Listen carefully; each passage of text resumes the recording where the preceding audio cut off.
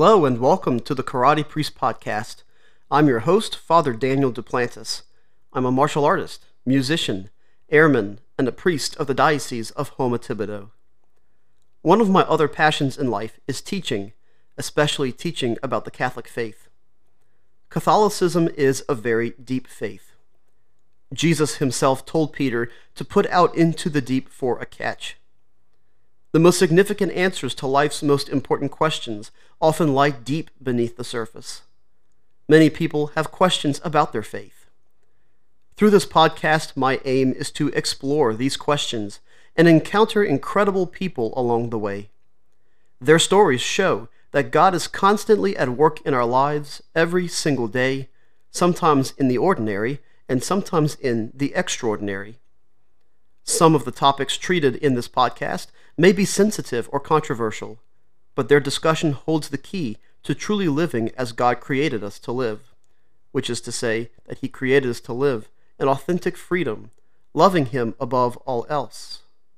Thank you for joining me on this journey of faith, and I hope you enjoy this podcast.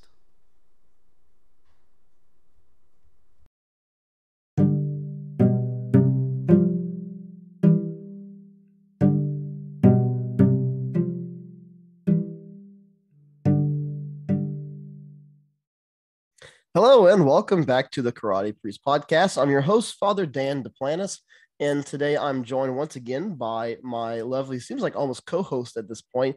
I have Miss Amber Schneider, the Religious Hippie, as well as Mr. Todd Fischer. So guys, welcome back to the podcast. Thanks for having me. It's great to be back, Father Dan. Great to see everyone. Oh yeah, so we're going to do something we haven't done in quite some time, which is a Q&A episode. And Amber is going to act as our, moderator for today. She's going to be asking the questions from our listeners, from our viewers, and then I'll be answering predominantly. And then we'll have Todd, if he wants to, kind of shed some light on a few things or give a few answers as well. I love having these three perspectives for us on this show. So let's go ahead. Take it away, Amber. What we got first? I'm so excited. Okay. So the first question is one that I struggled with when I first came back into my faith. Not I personally, but I saw a lot of women asking this question and I had no idea how to answer them. And that is, why can't women become priests? Okay. Yeah. So this one has a lot to do with specifically the role that the priest takes. And kind of summarized in one word, father. It's something specifically that when you look at how the priest acts, it's really something providential. It's something that is so reminiscent of Christ himself, who took the form of not just a human being, but specifically a man. Something that it emanates more of a fatherly role. And so with that as well, we can look at the Gospels as well and look at who Jesus chose as his apostles, and in the power that they received. This is a question that I think it's always great to reflect on when we ask, why women can't be priests is, why didn't Jesus choose women? Well, wouldn't the first woman he would have picked to be the first priest have been his mother? I mean, she was the perfect woman, she was sinless, just like he was. And so if he could have established his priest on any one human being besides himself, his mother would have been perfect. But yet he doesn't do that. She's not included when, we see, for Pentecost when the Holy Spirit descends, it's the 12 apostles. He's the one that he has doing everything, training them after himself, teaching them the ways of the Father, to recognize the Father. Why? Because they're going to be emanating the Father themselves. So that's really kind of the answer in a nutshell. But again, I kind of go back to, why didn't Jesus pick anyone? Because Jesus broke all kind of barriers in his time. His association with women obviously is usually something that, would have been something that turned many heads. And so with that, it's simply that's not what he chose. He chose men, and we feel as a church that that's something we can't change. I love that. Todd, do you have anything to add to that? I have nothing. No I'm opinion. not qualified to answer this question. Wow, y'all came out swinging with the first question. I mean, We had to get a big knocker in there. All right. Yeah, that's a huge one because I know a lot of young people, especially nowadays, they just don't get that. And it was one that I definitely struggled with answering when I was coming back into my faith. So that helps a lot. Next question. Is it okay for Catholics to be cremated? Okay, yes, that's the short answer. In fact, if you look at the book that we have, the current rite, because usually it seems like all of our rites are being revised at this point. But the book that we use for funerals is the Rite of Christian Funerals with Cremation Rites. And so, yes, it is. It is permissible. In fact, I've done several funerals for people who wanted to be cremated. And so the idea is that there's a lot of stipulations that come with that. The big thing is that all of the remains should be and must be interred together. What happens is, and I see this in Louisiana, I'm not sure if this is a thing everywhere else, but because funeral homes are a business, and they try to sell as many products to the families as possible.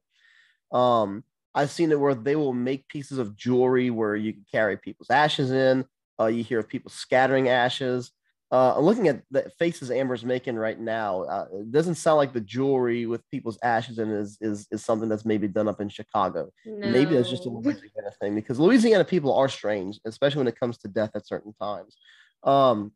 So I've seen that where like they'll make necklaces with little bulbs and stuff, almost looks like a rosary bead type thing, and it has the ashes of the person in the necklace. And so yes, so the idea is that the person's remains must be interred. You can't scatter them, you can't separate them, you can't bury them in half the ashes in one place and half the ashes in another. They must all be buried together. The idea is that again, at the resurrection, we're going to be made whole again. So for the sake of that, the waiting place for the ashes should have all the ashes together in one place. And as well, they should be actually interred. So there's a lot of those things, those two words together really are important.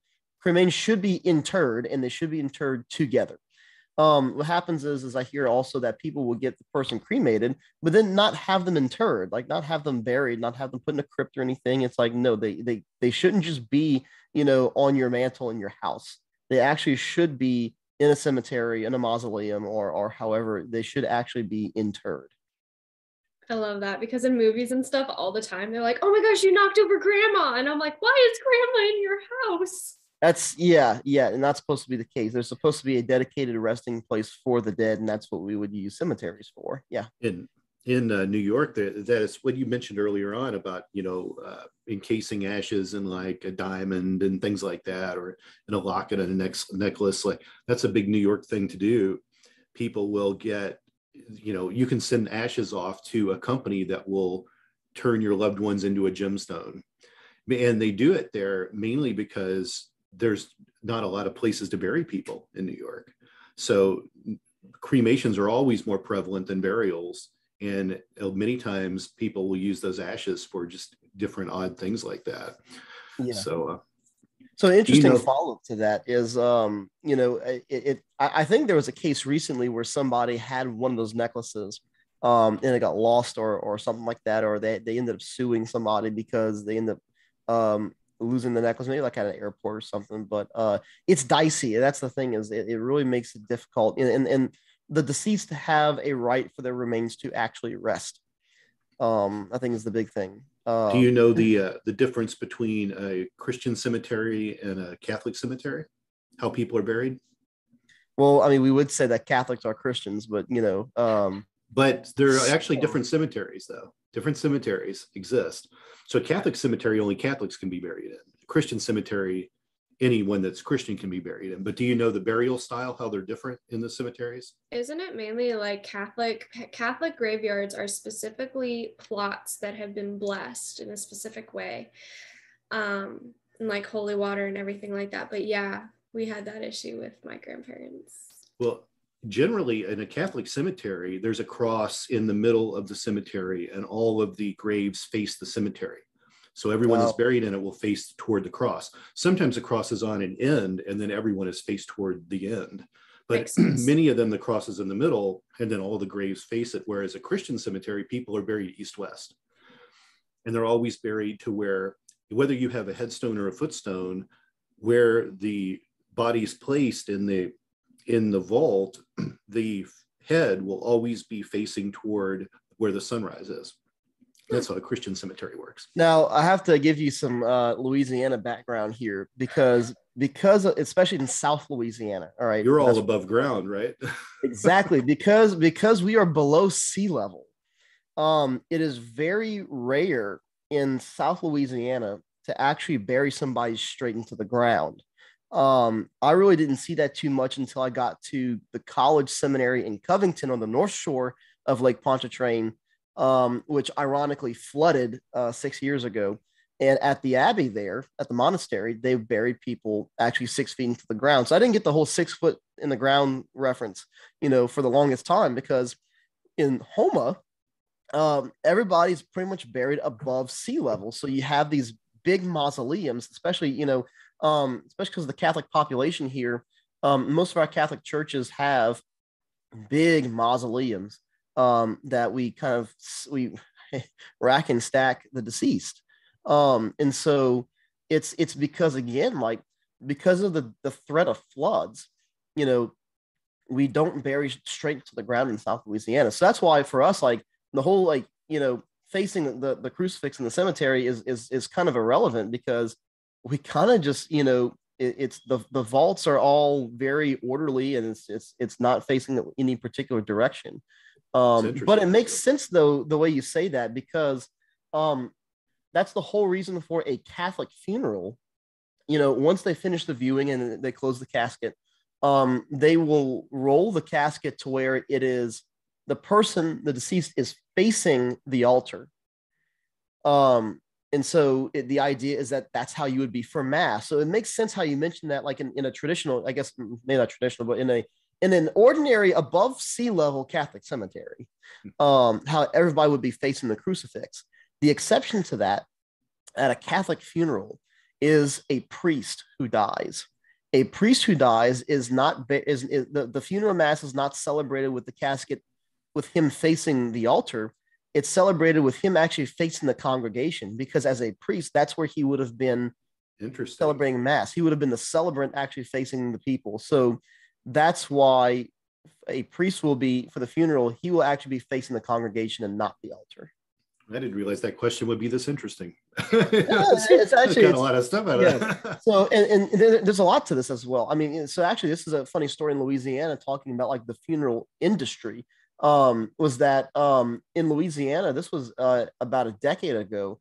So the abbey that I went to for college seminary was sued by Louisiana embalmers because the abbey was making cypress wood caskets to support themselves. That's one of their major ways that they support themselves is the making of cypress caskets. And the funeral homes in Louisiana were suing the abbey because apparently the funeral homes had a monopoly on selling caskets. Well, the abbey actually won the case and were allowed to continue making caskets because, again, they were doing this to support themselves. And so I've known many people, in fact, in Louisiana, I think pretty much every priest in Louisiana is buried in one of those, we call them the monks' caskets. And my grandfather specifically requested one as well to support the monks. And they also make cremation urns to facilitate that as well. So, yeah. Wow.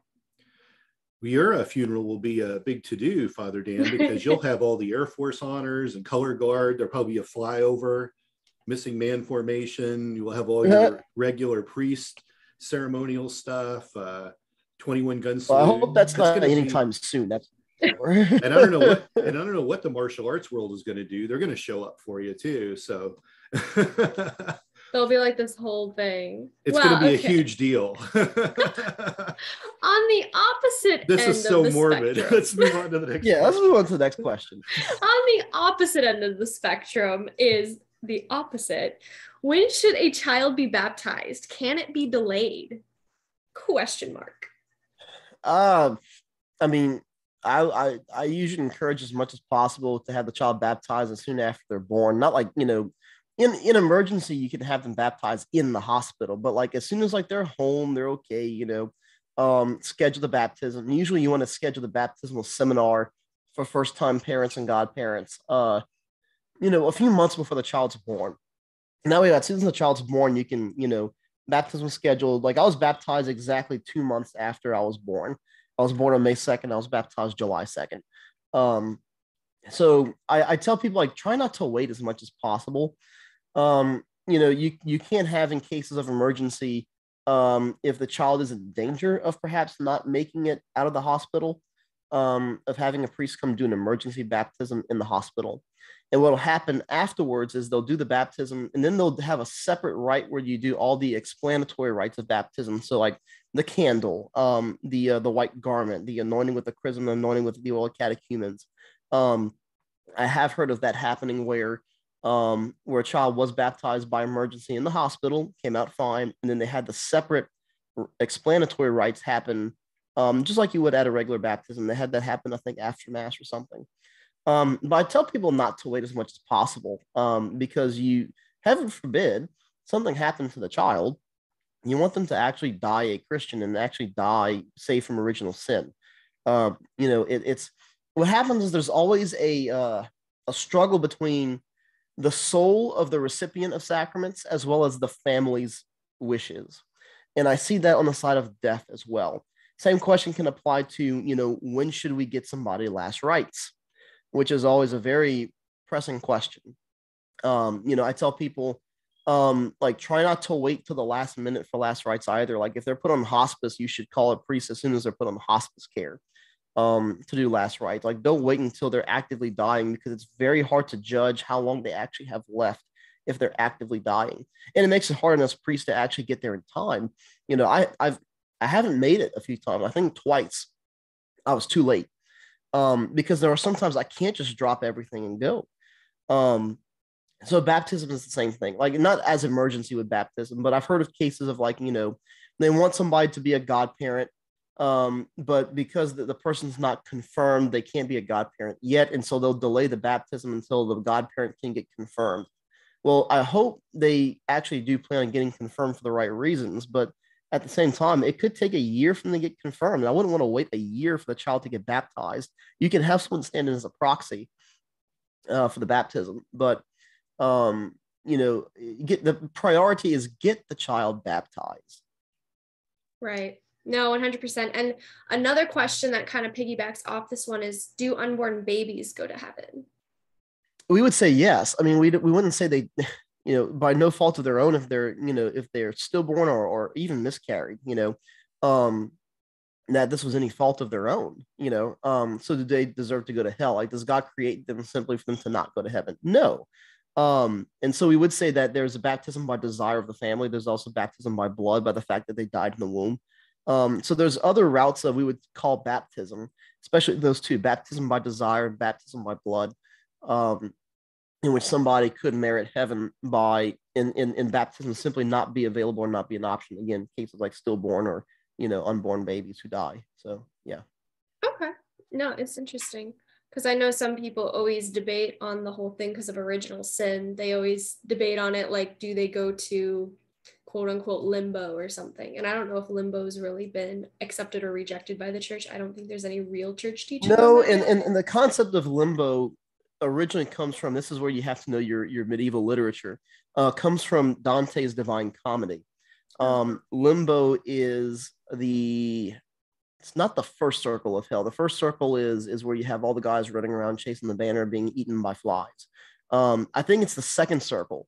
And so limbo, it's kind of before you get to the actual like punishments of hell. Limbo was designed for people like your ancient philosophers like Plato, Socrates, Aristotle, the poet Virgil, who accompanies Dante through hell. That's where he was living, was in limbo. Limbo was seen as a place of, this is where like the virtuous non-Christians go. And so that's kind of where like the concept of limbo comes from, because they didn't deserve punishment, eternal punishment, because many of them were born before the time of Christ. They were not part of the chosen people of Israel. So in many ways, and so they recount like Christ knocking down the doors of hell and saving all of the chosen people beforehand. So, but again, this is the Divine Comedy. It's a fictional work based on Christianity, but no actual basis the fact that there's a place called limbo whatsoever. Well, right. I actually had gotten a question that was, what was the difference between limbo and purgatory, which I didn't include today, but I did include the question, what is purgatory, which I think Amber is going to get to in a minute. So since we're kind of on this route, let's go ahead and go into that. Yeah, let's do that. So purgatory is a state of purgation. Now, we would say that like limbo is not mentioned specifically in the Bible. Some people would say that purgatory isn't mentioned as well. It's not mentioned by that name. However, based on certain scriptures, especially in the book of Maccabees, and this is why a lot of Protestants have a lot of problems with the concept of purgatory, because they say, well, that's not in the Bible. Well, conveniently, any reference to something called a state of purgation was taken out by Martin Luther when he took the Apocrypha and hid it as an appendix, and then it was just taken out completely afterwards.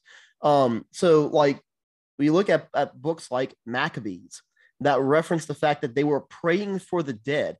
Why would you need to pray for the dead if they weren't assured to either go to heaven or hell? If your prayers actually affected whether or not they could still go to one or the other. And so the idea of purgatory, it's a state of purgation, and it is meant for those who are destined for heaven. If you get to hell, you're staying there. Like that's a one and done deal. If you get to purgatory, kiss the ground when you get there, because that means you will eventually get to heaven. It's just that you have to be purged of any imperfections that remain from the effects of sin. Some people die in a state of grace, but with the attachment of sin still on the soul. And so that's what purgatory is for, because nothing imperfect can enter heaven.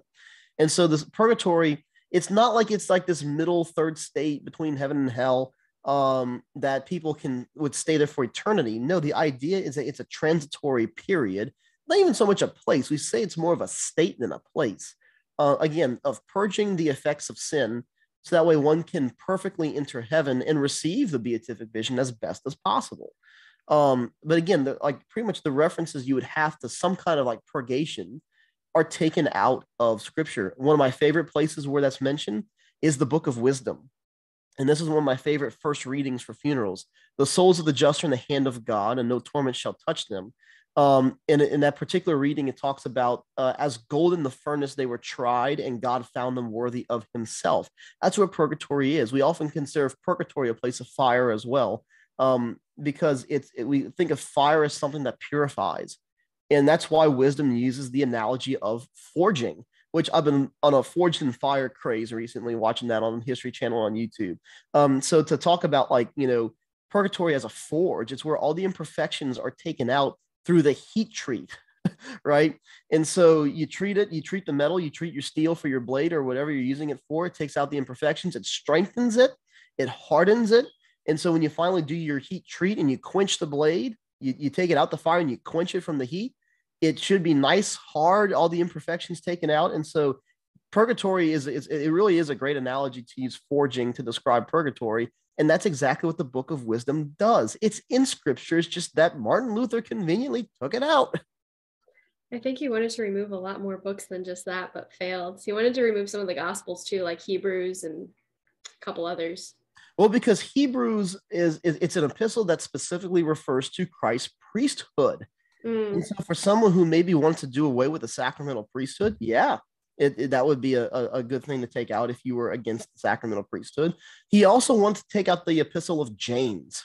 I remember that. Because James specifically talks about the relationship between faith and works, right. Which completely undoes the whole sola fide thing, because it's obviously works have some kind of merit. So, and that's exactly what James is talking about. Our faith should move us to Christ-like action. Correct. So, yeah. Do you have anything to add, Todd? I have nothing.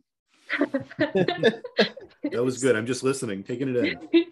He's soaking it all in. Oh, yeah. Okay, our next question, getting on to a little different topic here. Why did God choose Mary? And do we know? As opposed to somebody else? Opposed to like Mary Magdalene or any other woman on earth. And why Mary? I think perhaps maybe the question more maybe the answer to that is the fact that he specifically created her for that. Was it wasn't just like, here's a bunch of women who are already born in the Middle East, and God's just sitting around picking, which one of these created women am I going to go with? It's the fact that she was created by design to carry Christ, because this is the whole doctrine of the Immaculate Conception, is the fact that Mary is conceived without sin. She's saved by what we call a prevenient grace. So it's a grace that was given to her before she was even conceived, and through her conception, that she would be saved from original sin. And so this is by design. So why Mary? That's the whole, God specifically created her for that purpose.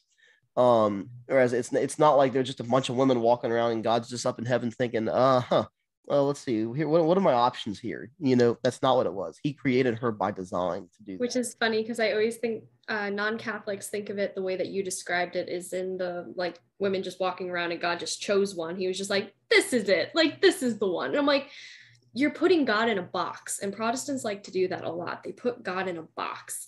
And I'm just like, how, like, he is the God that created you and me. Why wouldn't he create the exact woman he needed to carry his son, himself, but in son form? It's not like the claw machine at the arcade. It's not like there's a bunch of toys in here. Let's see, which one do I want? Oh, let me grab this one and hope that you don't miss. Yes. and hope that Mary doesn't say no. Right. that would be the claw missing something. No, it's not the Mary and claw machine. It's the fact that she was created by design. Yeah. I love it. Okay. When did you decide you wanted to be a priest? Wow. Okay. That's shifting gears quite a bit. When did I decide I wanted to be a priest? The decision to enter the seminary came during my first year of college. I've been thinking about it for a long time before that. When did I first want to be a priest is a different question, because I wanted to be a priest when I was like 4. I was young. I was one of those kids that played priest growing up. When did I make the decision or know I wanted to be a priest was kind of more, like I said, that my freshman year of college. I prayed about it a lot, tried dating, and just like the idea of priesthood would not go away, even when I was dating. Like there were times where I was dating my girlfriend where I felt like I was perfectly happy with her. And at the same time, like, I would cry myself to sleep some nights because I was wrestling so much with the idea of priesthood while I was dating my girlfriend. Like it wouldn't go away. Like I was lacking a sense of peace because I kept rejecting priesthood. And so it wasn't until I broke up with her and actually made the decision where I found that peace, So yeah, when did I know was really, freshman year of college. Again, that sense of like, I was fighting with both. And God was just knocking down the door. I love that. And kind of piggybacking off of that, how would one become a priest if they wanted to be one? How would you become one? Well, you'd go to the seminary. And so I guess this question is about like the process of how does somebody become a priest? Or... I think so, right? Okay. Yeah, I think so. So you have to have graduated high school first, at least in the United States. I'm not sure, what the requirements are around the world.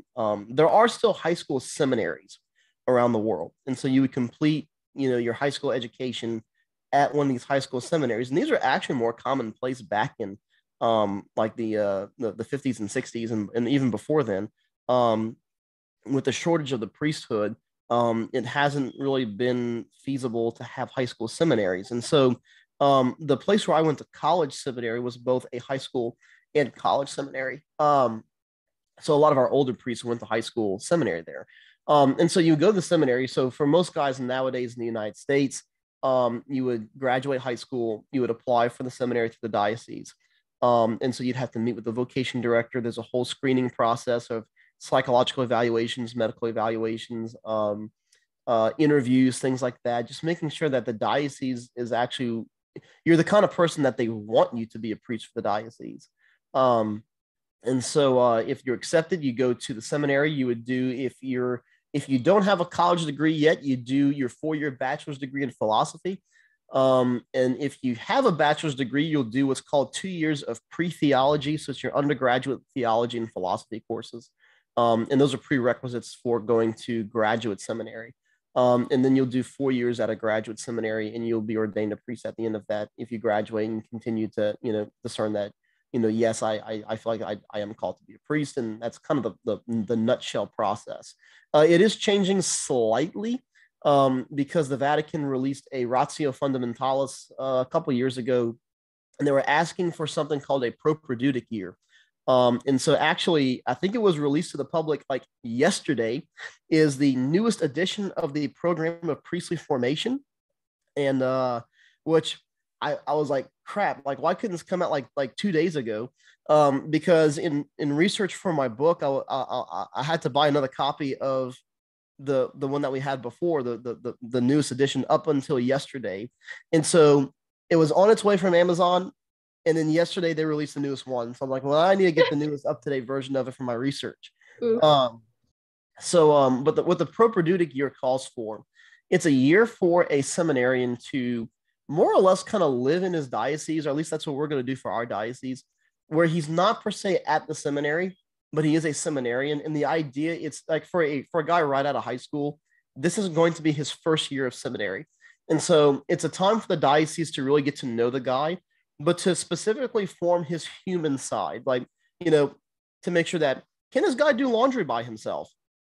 Can this guy wash dishes? Does this guy know how to cook anything? Like, does he have the human skills he'll need to actually, interact with people as a bridge and not an obstacle before you even send him off for priestly studies? Like, is he just a good man?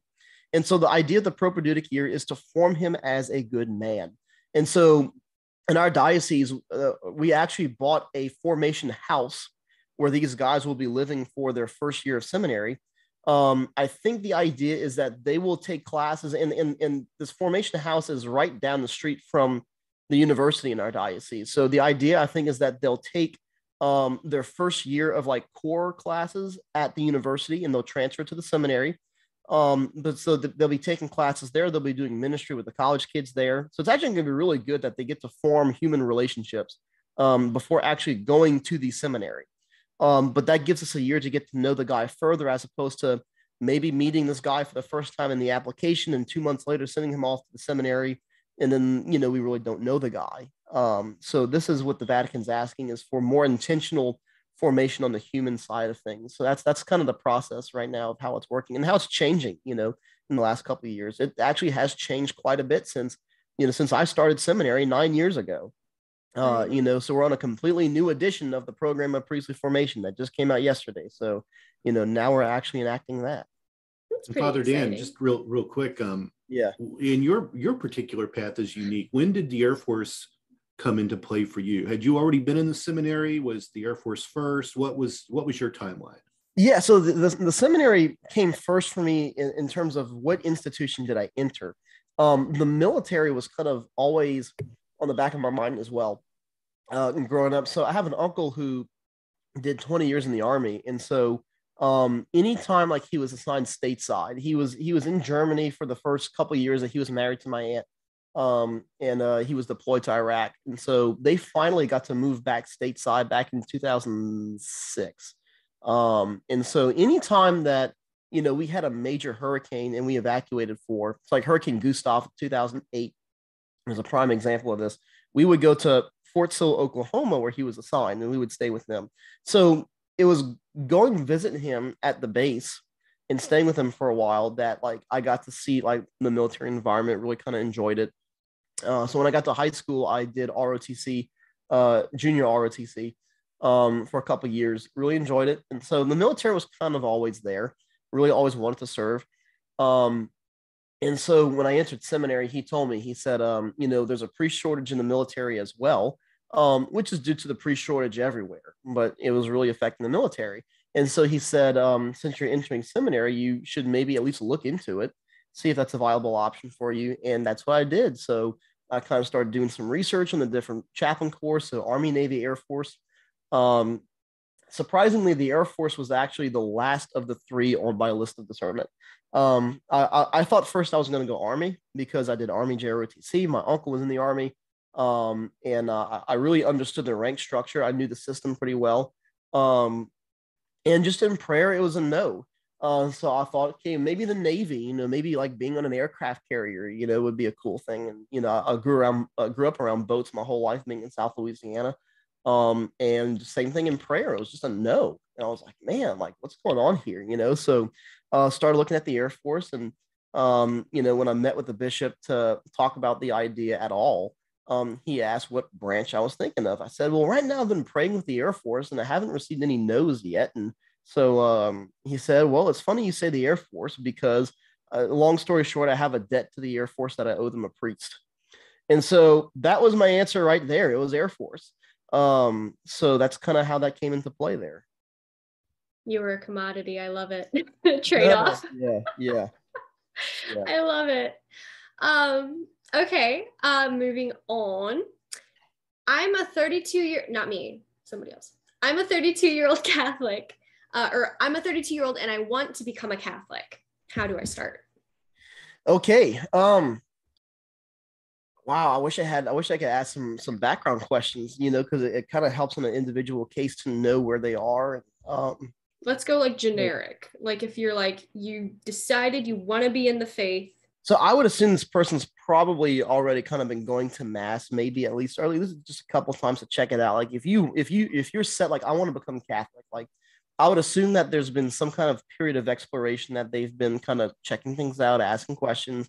So I would assume that they've probably been at least maybe attending mass with a friend, maybe, or something, or at least gone a couple times, So your next step, if you're dead set, like I want to become Catholic, is you need to talk to your parish about RCIA.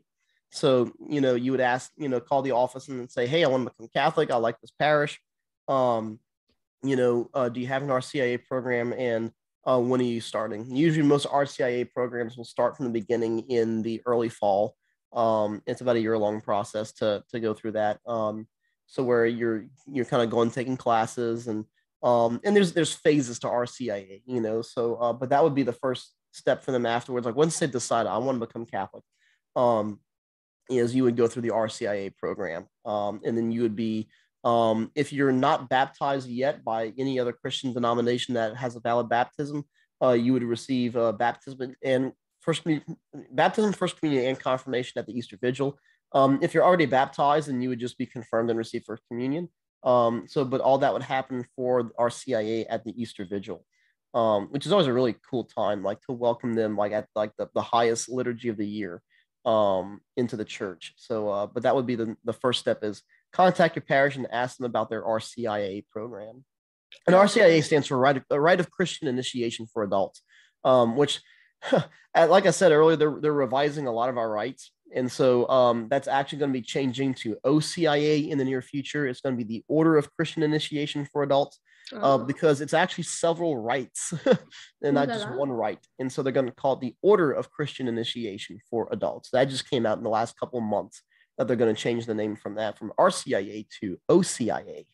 I guess it makes sense. The little changes. It's all in the details, right? Oh, yeah. Oh, okay. We're on our last couple of questions here. Can you receive communion if you have addiction problems? I would probably need to know more about the addiction. So yeah, this one's not very black and white. I know. Yeah. So it really depends on the kind of addiction. Like if it comes to, because people have addictions to all kind of things, depends on the severity. I'm guessing someone's either referring to like a substance addiction, or perhaps like a sexual addiction, things like that. They have to at least be working towards fighting it. Like you can't just say, well, I have an addiction and I'm just going to go to communion. Like you actually have to be like fighting it to the point where like I'm trying to get rid of this. Like I actually am repentant of the sin, right?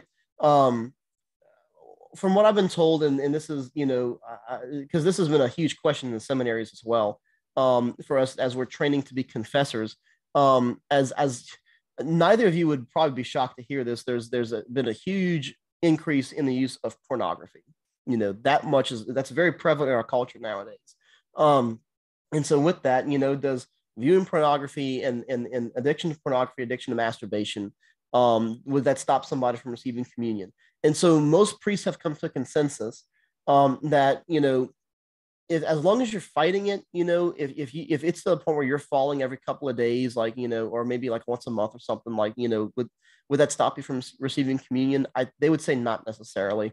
That because the criteria for mortal sin, you're looking at the ability to consent, and someone's ability to consent against the sin is obviously inhibited if they have an addiction. And so, in realizing also that for somebody overcoming addiction, they're not just going to overcome it cold turkey, more than likely, unless there's some kind of prevenient grace or, or special grace, where like Thomas Aquinas was like, saved from sins of chastity the rest of his life because, he fought off the prostitute that his parents tried to hook him up with and stuff. And so, yeah, that's a whole interesting story if you haven't heard Thomas Aquinas's story of chastity. But yeah, didn't Thomas Aquinas say like, Lord, make me chaste, but not yet, or something? That was Augustine. That was Augustine. Okay. That was Augustine. Yeah. I always get them confused. Yeah. Yeah. Because Augustine was a bit of a playa before he had his conversion. So. Yep. Yep. So yeah, we would say that, knowing that it's going to take somebody quite some time to overcome an addiction, we would say that it probably wouldn't stop them from receiving communion, as long as they're still going to confession when they need to, make a good act of contrition before you receive communion, but continue to go to confession as often as necessary. So yeah, but most priests would say that like it's not going to bar you from receiving communion if it's that kind of state, Right. Yeah. No, makes sense. Okay, our next question is a bit of a hot topic question. A little hot button there. Where does the church stand on being gay or having a gay partner? Okay. Yeah. Yeah. So we would distinguish first and foremost. Let me start off this way. Let me start off with our attitude on that. Is that, the church, the catechism says that these people should be treated with the utmost dignity and respect, right? That goes without saying. All right. And we have to preface it with that because very oftentimes, because of the church's stance on this issue, she is often called hateful and bigoted. And, it's like, well, no, I mean, there's such a thing as right and wrong. There's such a thing as truth. And so we look at like, we have to distinguish between homosexual inclinations and tendencies as opposed to homosexual acts. All right. Someone who struggles with same-sex attraction, the attraction itself is not sinful because people have disordered attractions to all kinds of things. Someone who struggles with gluttony has an inordinate desire and attraction to food, right? So things like that. So the attraction itself is not sinful. It's what you do with it. It's the actions you take upon it. So I know people who have been struggling with same-sex attraction their whole life, but they're not living in a state of sin because they're not acting out on those tendencies or on those attractions, right? So there's a difference between the attraction, which is not sinful in itself. What becomes sinful is when you start to live that lifestyle out. You start pursuing relationships of the same sex, or anything, or just like we would say, like it's not okay for a man and woman to have sex outside of marriage. We would say the same thing applies to someone who has same-sex attraction, Mm-hmm. And so because people would say, well, you're discriminating based on attraction and stuff like that. Well, it's like, well, no, every man has the same right, divine right, we would say, natural right to marry a woman, right? And every woman has the same natural right to marry a man. It's like, so it's like, no one's discriminating against you. You're just trying to do something that is, in the eyes of God, actually wrong. And so now that's a bit of a hardline stance on it, but the whole idea again is that, we have to look at how God created us as male and female, and this is where, society tries to muddy it even more by saying there is no such thing as male and female, and with the Supreme Court hearings for Ketanji Jackson's nomination, where she said, I don't know what a woman is. I'm not a biologist. Like, okay. So, but that's society, and was she baited with that question? Yes. But I think for a good reason, because to me, it is idiotic for us to say that we don't know what a man or a woman is. Right. And then there was a whole documentary by Mark Walsh that came out recently called What is a Woman? And he explores that. He talks to different experts, particularly experts on that side. and they were becoming offended by the word truth. Like, what? You can't make this stuff up. Right. And so it's going back to nominalism and Occam's razor, which was to say that there is no such thing as absolutes, which is an absolute statement in and of itself, which is self-refuting. And so yeah, so the whole idea, what does the church say about that, with same-sex attraction? Because again, we kind of wrap the whole sexuality issue into one: same-sex attraction, transgenderism, all these things. Is that, yes, the church is against same-sex relationships.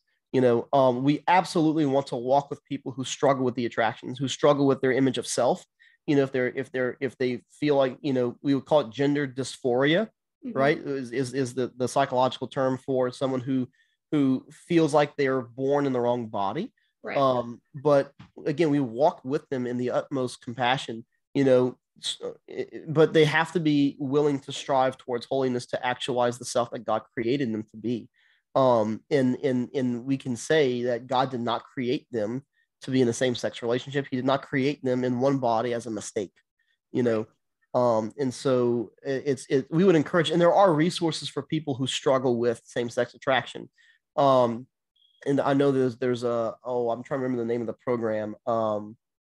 But there's a program that we met a priest. He came to the seminary to talk to us about what his program does, and I'm trying to remember it. If I do, I'll mention the next episode. But the idea is that it's a support group. It's almost like an AA group for people who struggle with same-sex attraction, and there's also a support group for them that the parents can join as well, or friends and family, to help with walking with these people through their attraction. But there are resources out there for people who are trying to reconcile their attractions with especially if they're trying to live a good Christian life. Right. Yeah. No, it makes sense. Todd, do you have anything to add to that? Nope, nothing to add. Okay, last question, unless Todd, you have any others. No, I don't have any others. Do you have? Okay. Are there more? There's only one left. Okay. This is a pretty easy one. Do popes serve a term limit? No, they don't. No. So the once a person is elected as the pope, typically I'm going to put it in the category like a Supreme Court justice, where it's typically a lifelong assignment, like it's a lifelong appointment. You read it till you die, bro. So it's like, yeah, I mean, that's been the tradition for centuries. It was, earth-shattering when Benedict XVI announced that he was resigning as Pope, because no one had done that for centuries. And so it really, that's not the precedent, is to resign. However, I think perhaps it does set a precedent at this point, that because of just like the pace of how the world works today, with the role of the Pope and how big the church has gotten, for him to actually be able to visit countries, to do things, probably requires at least a pretty able-bodied Pope. And I think Benedict XVI saw that. He saw that he was aging. He was not, I see pictures of him, in the monastery right now, and he just looks so frail. This is not the kind of guy who would be flying around the world a lot throughout the year. And so I think he realized that, at least for his own health and his own personal situation, that it was best for him to resign, so that somebody can take over who was, able to do the things that the office of the Pope was now expected to do. And so I think perhaps maybe he did set a new precedent, because I think Francis, he's denied that he's resigning anytime soon, but I think, Francis, has made comments where, like, he sees what his predecessor did as perhaps a new precedent, that, if a Pope feels like he just, that it would be better for the church to have somebody younger who's more, more able to get around, then maybe the Pope should consider resigning. So I think Pope Francis, it wouldn't surprise me if Francis does what Benedict did. Do I think that Francis is going to do this while Benedict is still alive? Probably not, because that would be a historic thing to have 3 popes. We would go back to St. Catherine of Siena days, where she would have to do the whole, like, this is the real Pope. Yeah. So I don't see Francis resigning if he would do that until Benedict has passed. Um, and which I think people thought would be sooner than it has been, because he made it sound like he didn't have much longer left when he resigned. Right. And here we are 9 years after he resigned, and he's still alive, but he's in his 90s, I think his mid 90s. And so, Lord knows how long he'll live. He might live over 100. I don't know. Maybe he's got those good German genes that Todd was talking about, because he's German. He's his last name's Ratzinger, right. So we'll see. But it was a very interesting thing when, it was. And look, funny story with that. The day that Benedict announced that he was stepping down, again, the announcement was made about a month before he actually resigned. The day he made the announcement that he was stepping down was the day that I started the application process for seminary. Oh. You talk about a memorable day. I wake up to start my journey towards the priesthood, and what's the first thing I wake up to? The Pope is resigning. I'm like, what? What does that mean? So, and you talk about an interesting meeting with the vocation director. He said that, the Holy Father heard you were applying, so he said, that's it, I'm done. So I love it. Yeah, so funny little story about that. Do you think there'll ever be an American Pope? Oh, probably not anytime soon, unless there's. I think if there was any American Pope in the near future, it would be His Excellency the Most Reverend Shelton Fabre, Archbishop of Louisville, Kentucky. And I say that because I'm very biased towards Archbishop Fabre. He's the bishop who ordained me, the bishop that allowed me to go into the Air Force. I think he is very much a bishop after the model of Pope Francis. But just a very I speak to his character, just a man of great integrity, a man of great faith, who has provided so well for the people of my diocese. And I heard recently from another priest who a friend of mine met a priest who's in Louisville right now, and the Louisville priest was saying nothing but wonderful things about how great Bishop Fabre is, just a few months into his time there in Louisville. So Bishop Fabre would have my vote of approval as the first American Pope.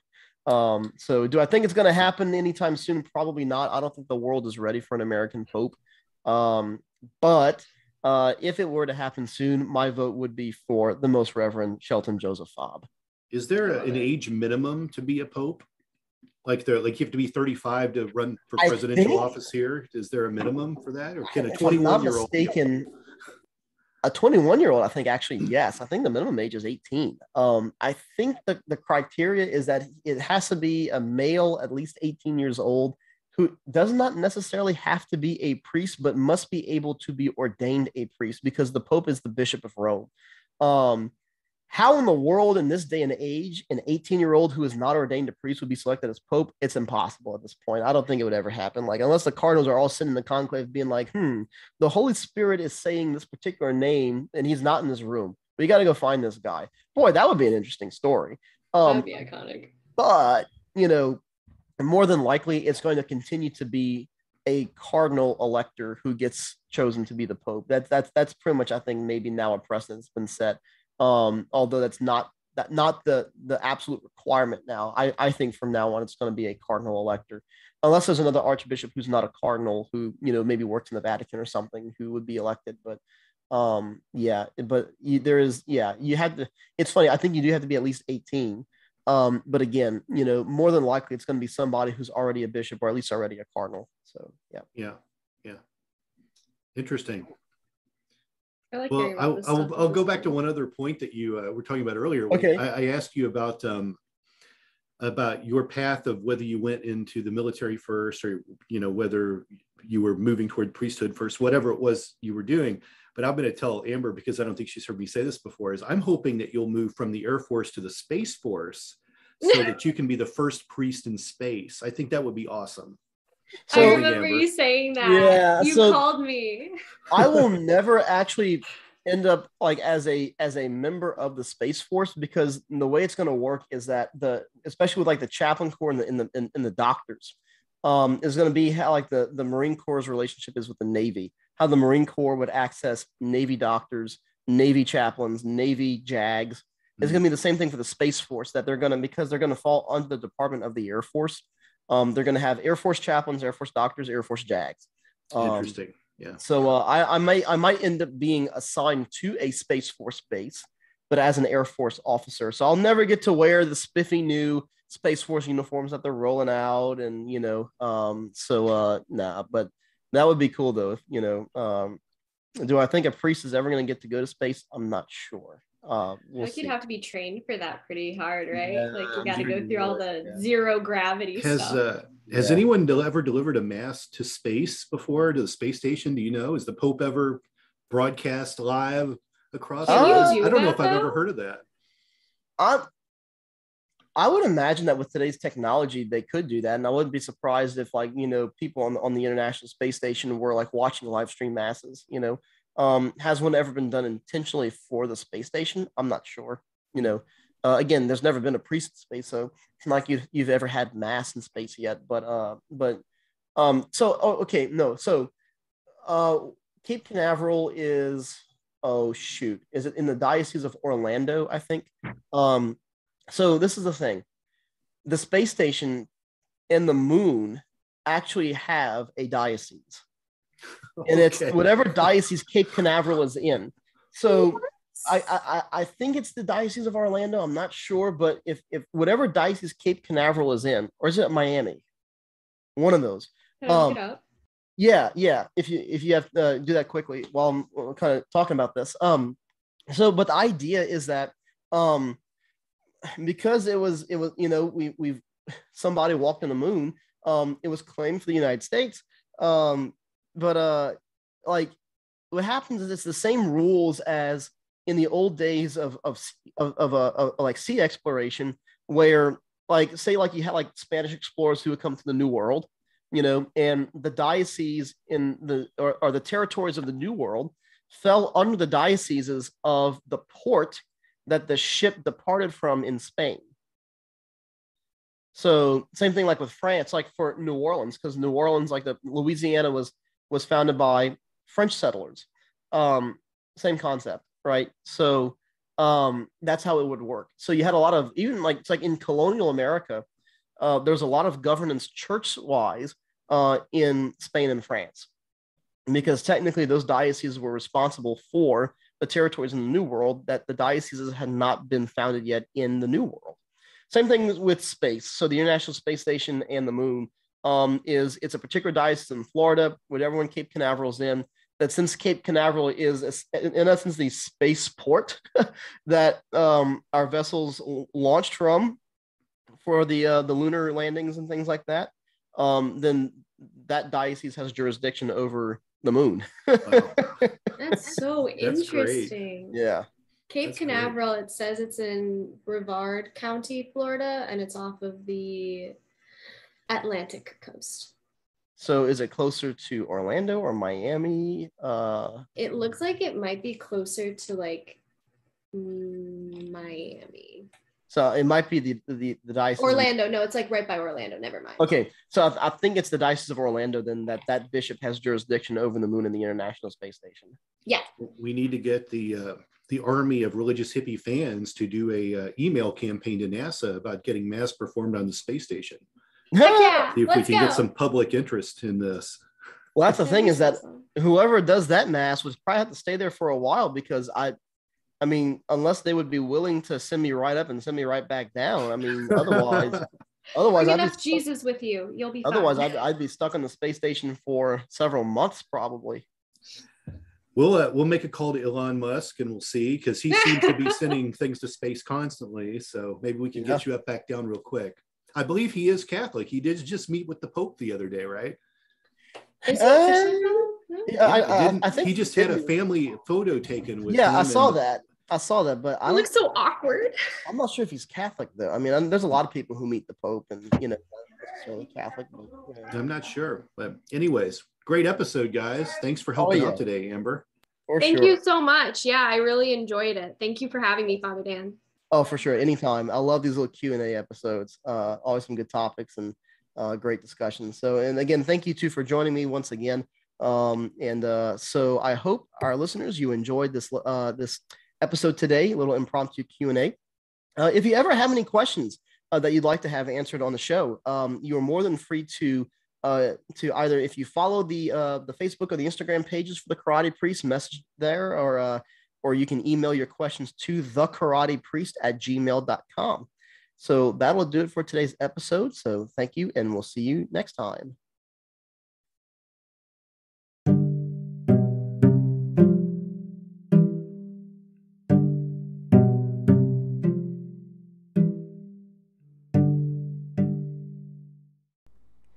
Thank you for joining us for today's episode of The Karate Priest.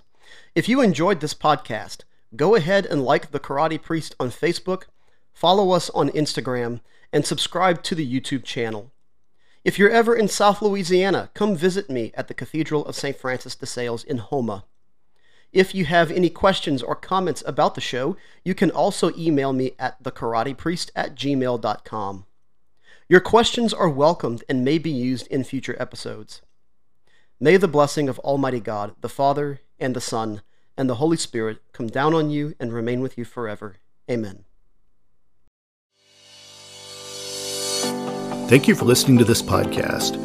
Please be sure to rate and review this episode. This podcast is produced by Todd Fischer and distributed by Metacortex Publishing. This podcast is copyright. Any previously trademarked or copyright content is used by permission. Information and opinions stated in this podcast should not be construed as medical advice. Please be sure to visit the official website for the International Association of Metatomics at metatomics.org, or find us on social media for other unique content.